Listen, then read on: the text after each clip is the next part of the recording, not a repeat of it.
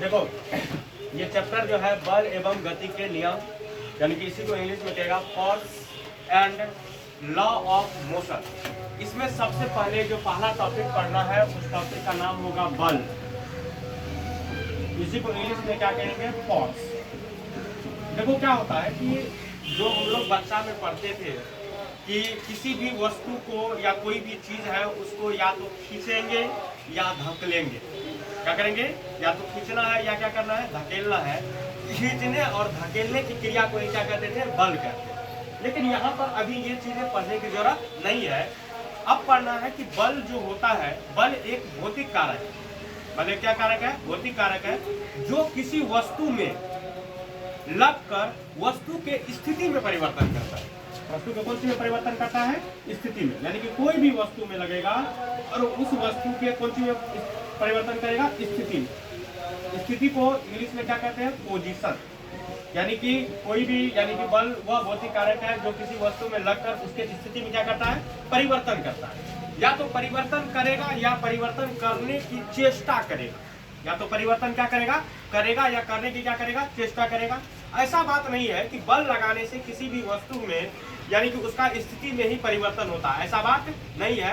हो सकता है कि यानी कि उसमें परिवर्तन करने की चेष्टा करता है बल, लेकिन होता नहीं है। अभी देखो जैसे मान के चलो कि एक यहाँ पे एक वस्तु है।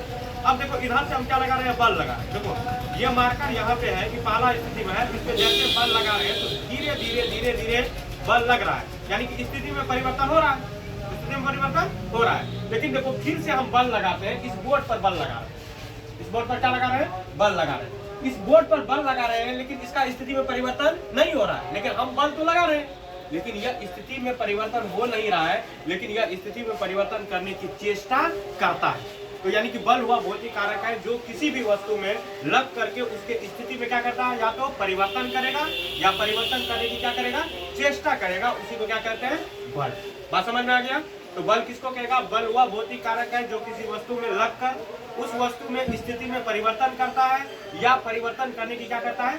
चेष्टा करता है। उसी को क्या कहेंगे? बल कहेंगे। अब सुनो एक चीज, क्या बल का बहुत सारा प्रभाव है, यानी कि इफेक्ट ऑफ फोर्स। अगला टॉपिक क्या पढ़ना है? बल पहले पढ़ लिया, बल का डिफिनेशन। बल वह भौतिक कारक है जो किसी वस्तु में लगकर या तो स्थिति में परिवर्तन करेगा या स्थिति में परिवर्तन करने का क्या करेगा? चेष्टा करेगा। उसी को क्या कहते हैं? बल। देखो और थोड़ा सा बल के बारे में, इसके प्रभाव के बारे में पढ़ेंगे और प्रभाव के बारे में पढ़ने के बाद और बहुत सारे बल के बारे में चीजों पढ़ना जरूरी है।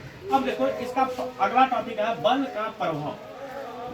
बल का प्रभाव, इसी को इंग्लिश में कहते हैं इफेक्ट ऑफ फोर्स।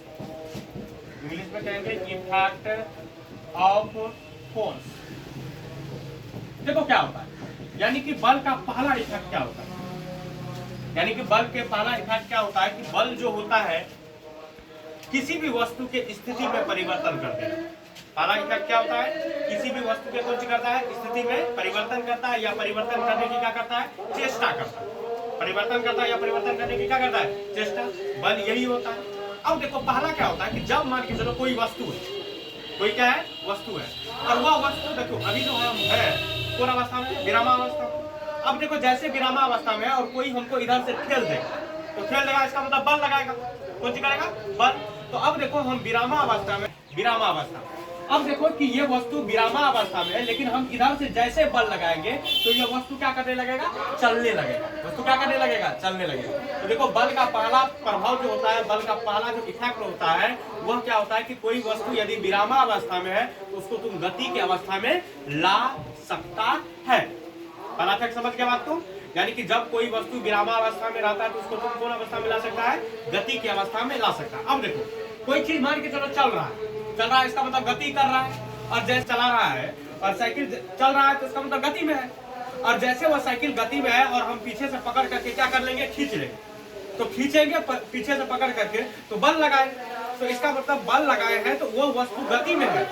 कौन सी में है? गति में। लेकिन हम उसको जैसे खींचेंगे तो वो कौन सी में आ जाएगा? विरामावस्था। कौन सी में आ जाएगा?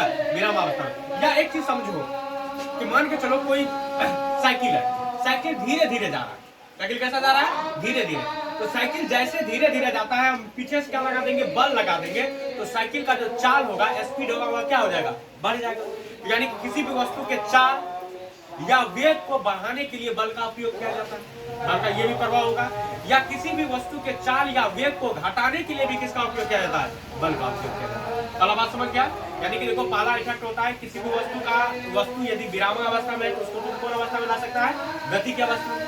यानी कोई वस्तु यदि रुका हुआ है तो तुम उसको कौन अवस्था में ला सकता है, गति में।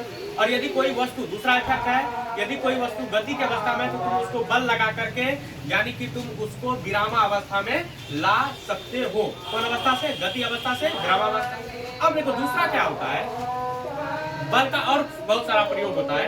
यानी कि कोई वस्तु है, कोई क्या है, वस्तु है, वो वस्तु के आकार में भी तुम परिवर्तन कर सकता है।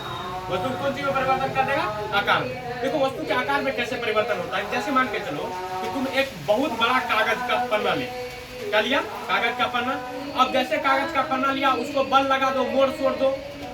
देखो पहले कितना आकार का था, आकार थोड़ा क्या था, पहले बड़ा था, लेकिन जैसे क्या करेंगे उसको हम मोड़ देंगे, तो जैसे मोड़ेंगे तो उसका आकार क्या हो जाएगा, छोटा हो जाएगा।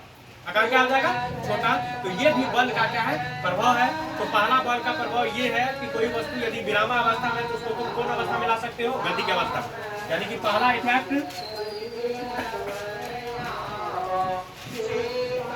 विराम वस्तु को गति में लाया जाता है, गति में लाया जाता है। दूसरा इसका इफेक्ट, गतिमान वस्तु को विरामावस्था में लाया जा सकता है, विरामावस्था में लाया जाता है। तीसरा इफेक्ट इसका ये हुआ कि वस्तु के आकार में परिवर्तन कर सकता है, वस्तु के आकार में परिवर्तन कर सकता है, आकार में परिवर्तन कर सकता है। देखो पहला, यदि कोई वस्तु विरामावस्था में रुका हुआ है तो तुम उसको गति में ला सकता है, कौन सी वजह से, बल की वजह से। कोई वस्तु यदि जा रहा है यानी कि गति में है, तब उसको तुम बल की वजह से उसको कौन सी में ला सकता है, विरामावस्था में। और तीसरा है वस्तु का तुम आकार में भी क्या कर सकता है, परिवर्तन। यदि कोई वस्तु बहुत बड़ा है उसको तुम छोटा भी कर सकता है। अभी देखो जैसे मान के चलो अब है, अब क्या किया कि मान के चलो कि कोई बल लगा, कि माथा है, माथा में इधरों से यानी कि दोनों तरफ से लोहा कोई आया और पूरा क्या किया, माथा इतना बड़ा है यानी कि आकार इतना बड़ा है और इधर से दोनों तरफ से बल लगाया, तो क्या करेगा, ये माथा सटक करके क्या हो जाएगा, छोटा हो जाएगा कि नहीं। यदि छोटा आ जाएगा तो इसका मतलब कौन सा आया है, बल की वजह से। तो इसका मतलब कि तुम वस्तु के आकार में भी क्या कर सकता है, परिवर्तन कर सकता है। चौथा देखो कारण, साइकिल चला करके क्या कर रहे हो, जा रहे हो, तो साइकिल चला के जा रहे हो तो सीधा जाओगे, कौन जाएगा, सीधा। और जैसे मान के चलो कोई आदमी इधर से आया और इधर से तुमको ठोक दिया, इसका मतलब बल लगाया, क्या लगाया, बल। तो तुम जो सीधा जा रहे हो तो तुमको जैसे इधर से ठोकेगा तुम्हारा दिशा क्या हो जाएगा, तो दिशा अपना क्या कर लेगा, चेंज कर लेगा। तो देखो कि बल की वजह से लोग दिशा में भी क्या कर लेता है, परिवर्तन कर लेता है। यानी कि दिशा में भी परिवर्तन हो सकता है, दिशा में परिवर्तन। यानी कि इफेक्ट ऑफ फोर्स जो होता है वो 4 टाइप से हो सकता है। यानी कि कोई वस्तु यदि गति अवस्था में है तो उसको विरामावस्था में ला सकते हैं। यदि कोई वस्तु विरामावस्था है तो उसको कौन अवस्था में ला सकते हैं, गति की अवस्था में ला सकते हैं। यदि कोई वस्तु का आकार बड़ा है उसको छोटा भी कर सकते हैं, यदि किसी वस्तु का आकार छोटा है तो उसको क्या कर सकते हैं, बड़ा भी कर सकते हैं। अब देखो कि रबर, और देखा हो रबर जो होता है वो छोटा रहता है और जैसे उसको खींचो, क्या करो, खींचो, तो बल जैसे, तो तुम आकार को बड़ा और छोटा कर सकते हो, कौन चीज की वजह से, बल की वजह से। और तीसरा, तुम किसी भी वस्तु का दिशा में भी क्या कर सकते हो, परिवर्तन। यदि जा रहा इधर से तुम उसको इधर से ला सकते हो, कौन सी की वजह से, बल की वजह से। इसी को क्या बोलते हैं, बल का प्रभाव, इंग्लिश में क्या बोलते हैं, इफेक्ट ऑफ फोर्स।